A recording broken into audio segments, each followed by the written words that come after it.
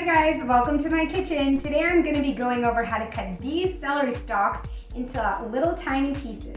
We want them to be small enough to cook properly in a soup, but also keep a little bit of crunch if we're going to put them into a salad. Alright, we're going to start with a lovely celery stalk, our knife, and of course a handy dandy towel just to clean up the mess. I always like to just cut off the edges of my celery before I get started.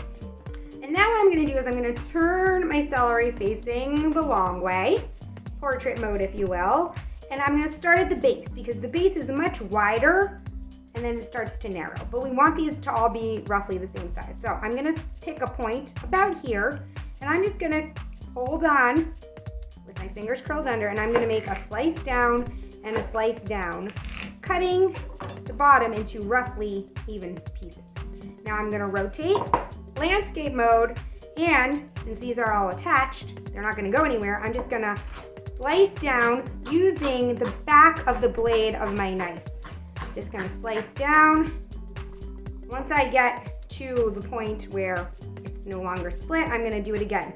Since it's a little more narrow here, I'm just cutting it in half because again, I want my celeries to all be the same size. And I'm going to once again rainbow my fingers, tuck them under, and just move my knife down as I cut these into even pieces. Now I'm at the edge, so I'm going to hold on to either side of the celery with one hand, put my knife underneath, and cut it in half. Take my knife in the middle, just give it a little tap, line those up perfectly, hold on, and then we're just going to finish the slice. And our celery is ready to go in a soup pot, or you can just eat it.